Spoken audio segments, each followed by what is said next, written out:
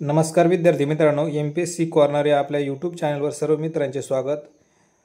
नोंदणी व मुद्रांक विभाग 2025 IBPS पॅटर्ननुसार अतिशय महत्त्वाचे प्रश्न आपण आज बघणार आहोत। तुम्हाला जर नोंदणी व मुद्रांक विभागाच्या मोफत टेस्ट सोडवायच्या असतील तर तुम्ही गुगलवर जाऊन mpsccorner.com सर्च करू शकता आणि मोफत टेस्ट सोडवू शकता। चला तर मग आपण आजच्या लेक्चरला आज सुरुवात करू।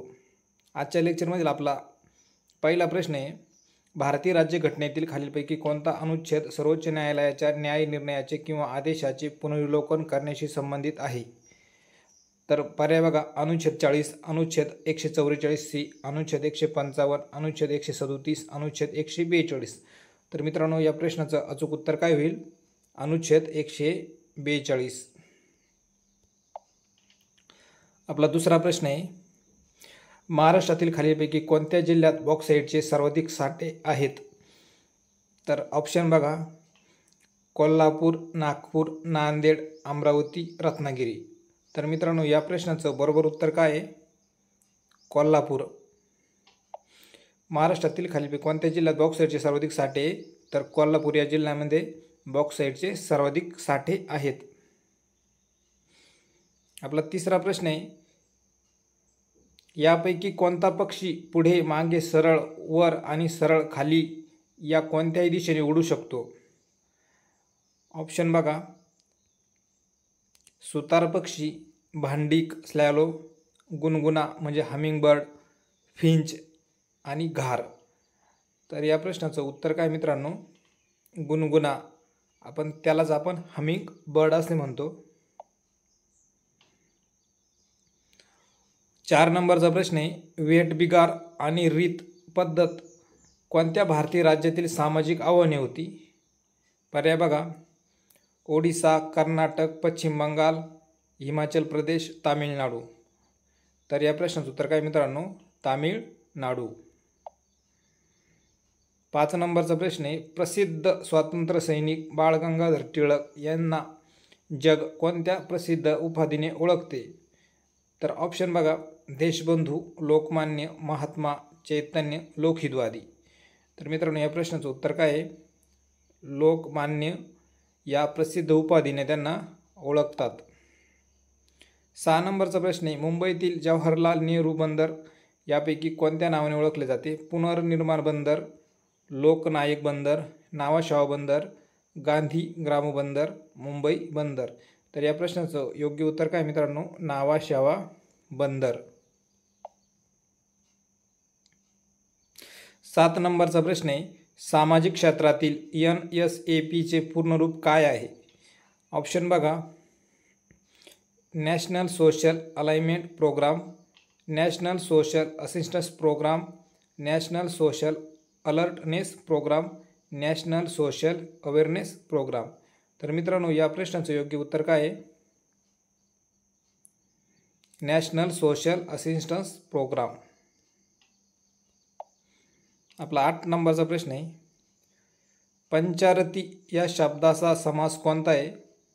ऑप्शन बघा, अव्ययभाव समास, कर्मधारय समास, तत्पुरुष समास, द्वंद्व समास आणि द्विगु समास।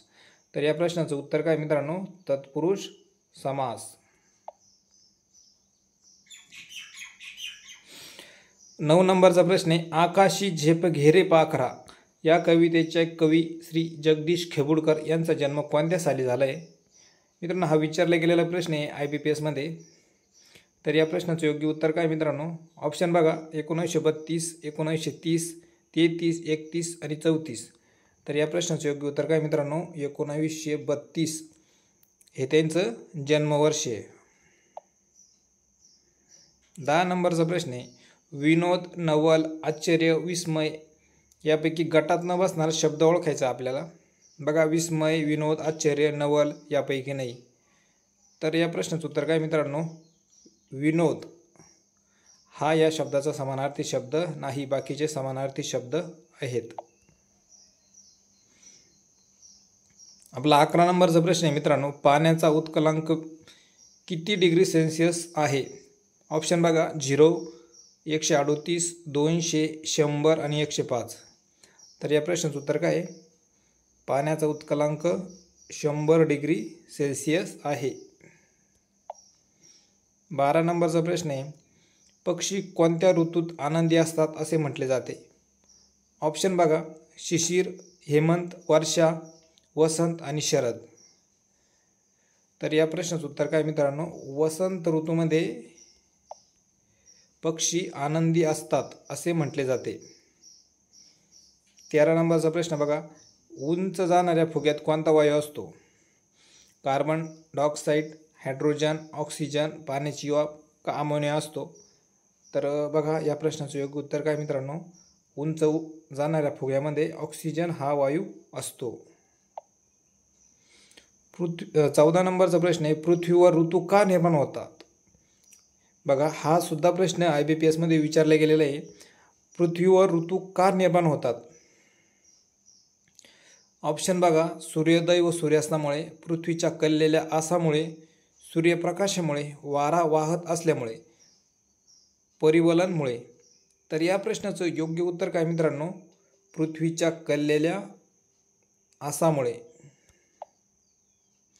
15 नंबरचा प्रश्न आहे मित्रांनो आणि शेवटचा प्रश्न आहे आजच्या लेक्चरमधील, गोदावरी खोऱ्याने महाराष्ट्र राज्याचे सुमारे किती क्षेत्र व्यापले आहे? 38%, 53%, 49%, 45% आणि 53%. तर या प्रश्नाचं उत्तर काय मित्रांनो, 49% क्षेत्र गोदावरी खोऱ्याने व्यापलेले आहे.